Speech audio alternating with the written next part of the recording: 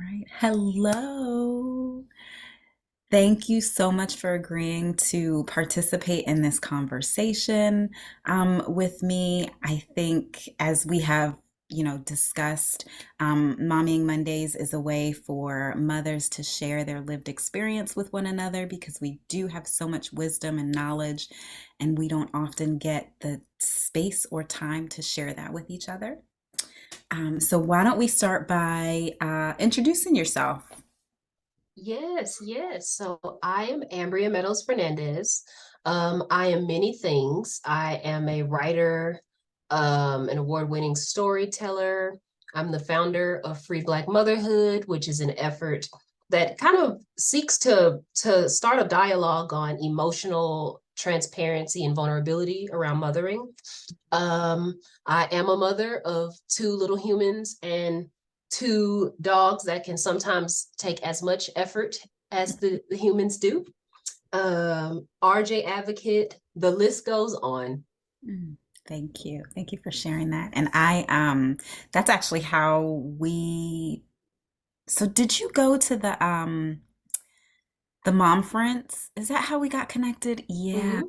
Yep, the mom friends last May, and then we started following each other on Instagram. And I love the content that you share on Free Black Motherhood, and the just so many times you make me think about my own experiences and my own motherhood in a way that I probably wouldn't have if you hadn't prompted me to. So thank you.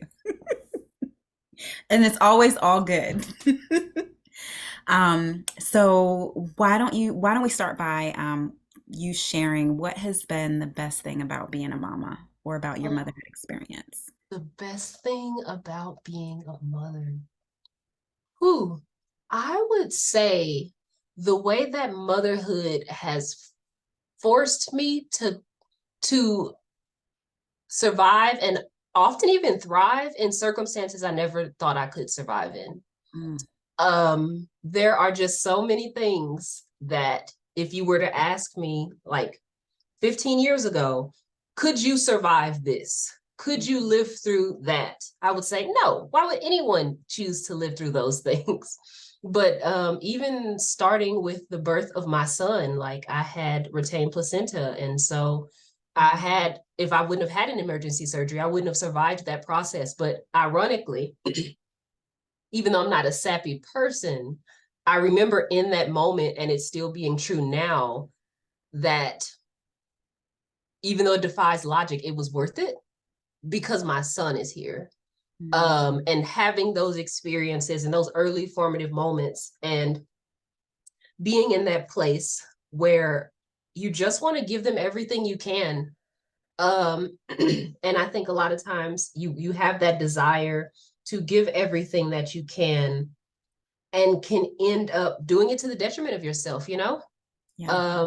Pouring, as they to be cliche, pouring from an empty cup. But yes, I would say that the biggest gift of motherhood, the thing I love most about it is just how it consistently puts me in places to show up and show the fuck out in ways I did not know that I could.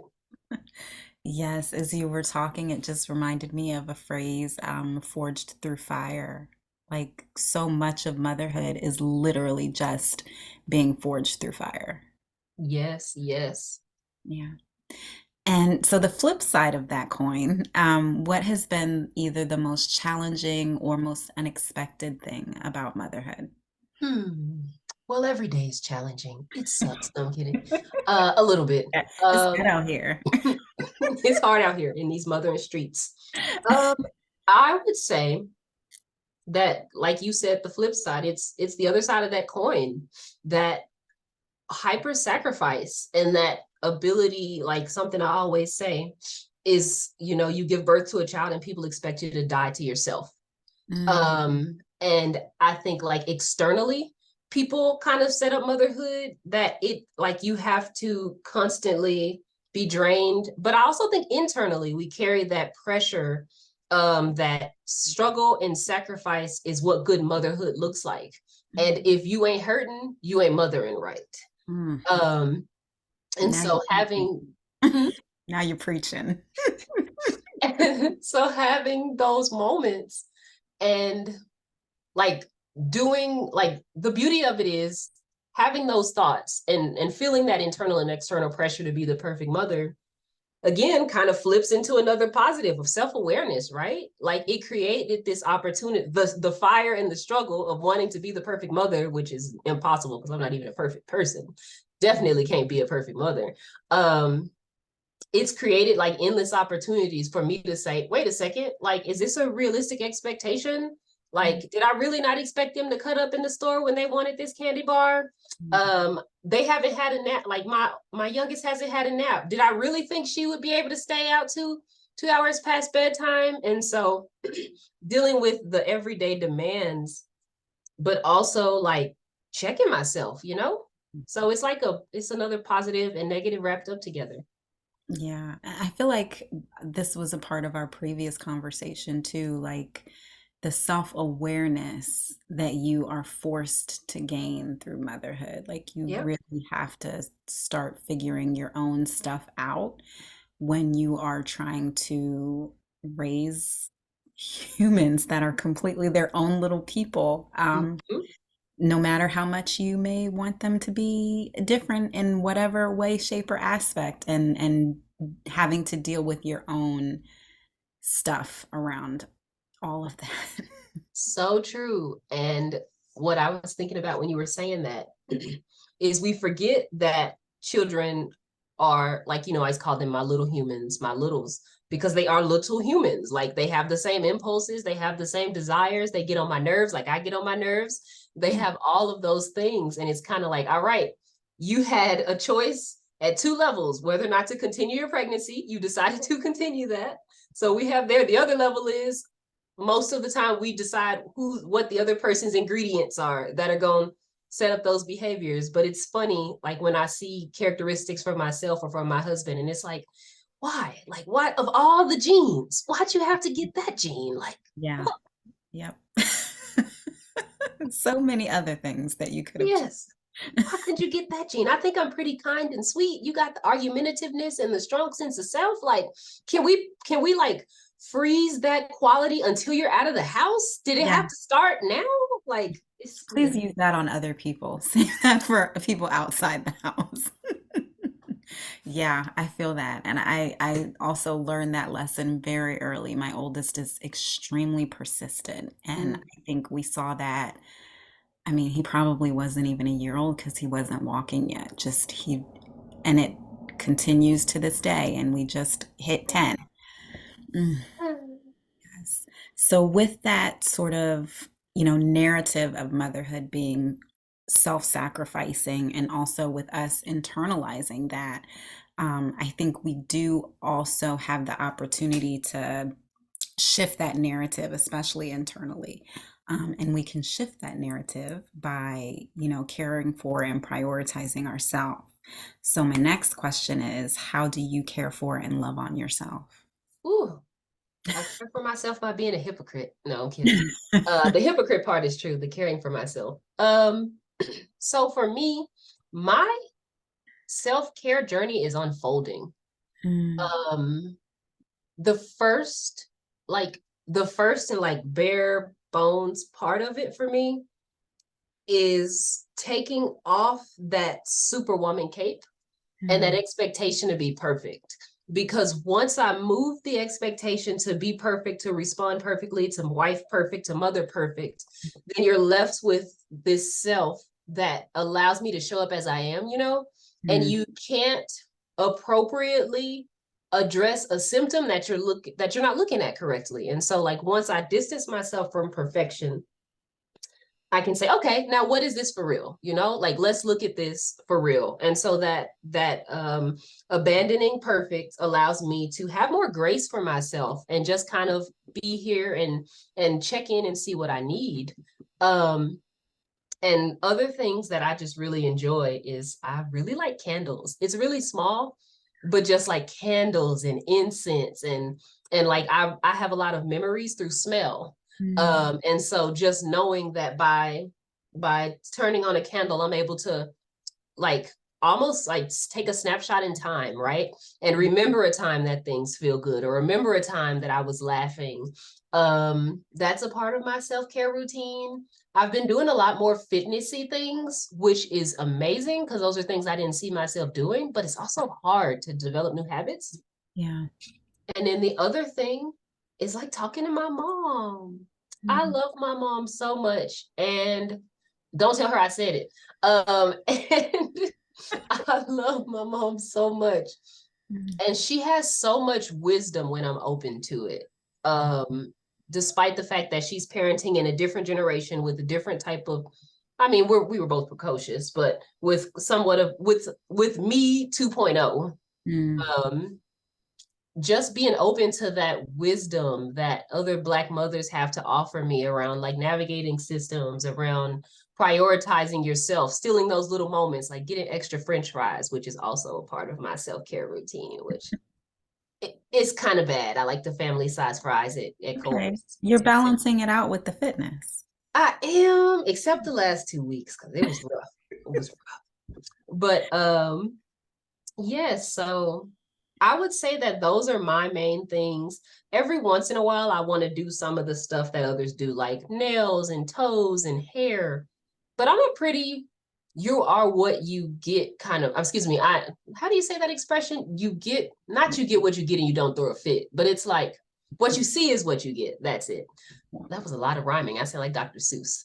I am very much a what you see is what you get type of person. And so I would say like all of those things together, the best self-care for me is creating a life that I don't need to hide from. Mm. In terms of transparency, in terms of advocating for myself, in terms of telling my kids, like, hey, when you see me look like this, I need some space. I'm a Yeah. person. I'm a human. I need separation sometimes. And I think that's my thoughts on that. Yeah. I think so. One, I love all that you're doing, taking care of yourself in many different aspects. And I really appreciate that you brought up talking to your mom because I think that's something that um, we don't consider self-care, but having that space, even if it's just to vent, having that, trusted person to reflect back to us our experiences, to tell us, you're not crazy, but here's how you may be able to handle it differently than Mhm. your initial reaction. That really is truly caring for yourself. And then I had something else I was going to say, and I completely forgot what it was. Look, while you think about it, I was on a like panel this past weekend with the Destinies, Destiny Bennett and Destiny Ann, and then two mental health professionals. And we were just talking about like parenting and like the basically the advantages and the disadvantages of gentle parenting, all of this other kind of stuff. And one of the things that I brought up in that space is that so often when we're talking about our like foremothers or older community, we're talking about what they did wrong, you know?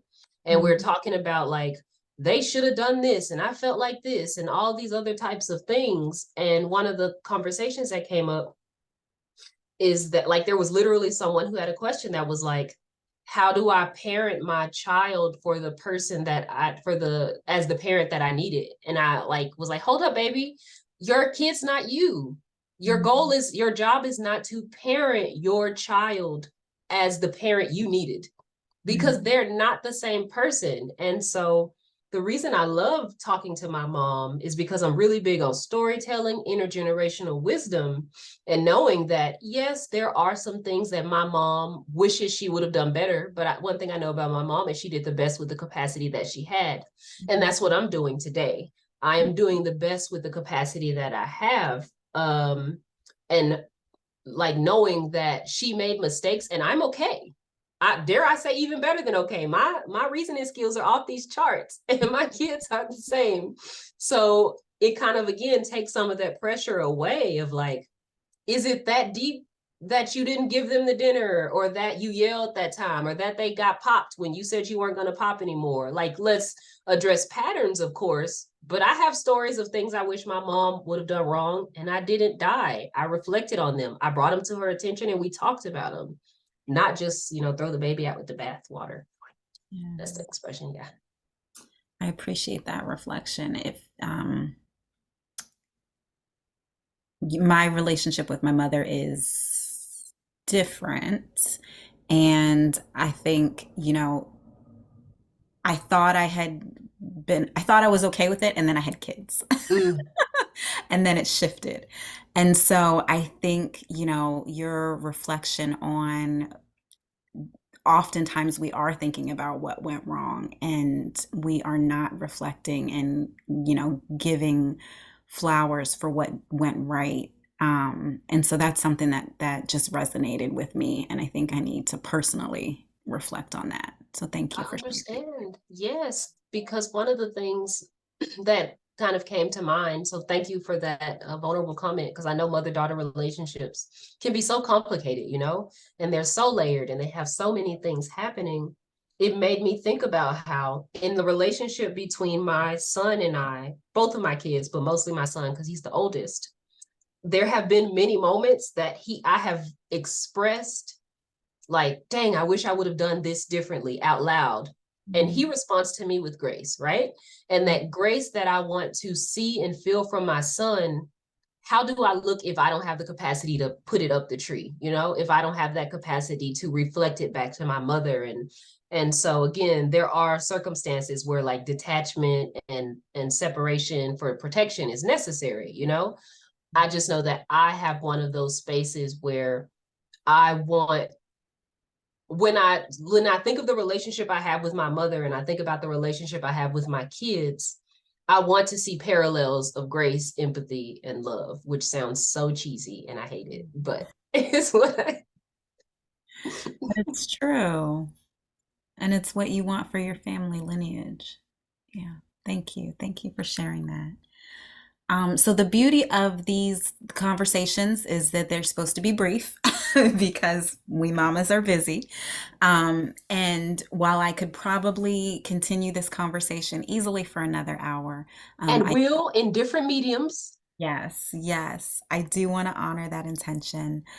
So I will ask if there's, any other advice that you want to share, words of wisdom, or anything that you're working on, or how people can stay in contact with you. Okay. I'll start with the parts I know off the top of my head. So the best place to stay in contact with me is by searching Free Black Motherhood on Instagram. My website will be done this week. So by the time folks listen to it, it's going to be ready to go. I need to send you a link to it. It's popping. Okay. Yes, I'm hoping to do some virtual community spaces in the next quarter, just so people have a space to have these conversations. Um, and as far as like last thoughts or reflections go, I just really want to encourage mothers, Black mothers specifically, but all people inclusively, that we don't have to be perfect to raise good humans. And I know there are so many moments that we're drowning in tasks and trying to have perfect relationships and mental health and financial concerns, but children don't need perfect. They need models of like self-empathy, empathy towards others, and love. And the best way to get that is by being messed up. So the more imperfect you are, it's like, it's not the perfection, it's the accountability. And a perfect person doesn't have to be accountable. Mhm. So when you make those mistakes, just see them as an opportunity to be accountable. And that's probably the best thing they can have for relationships in life. Wonderful. Thank you so much. This has been a joyful conversation. It's mutual. All right. We will talk again soon.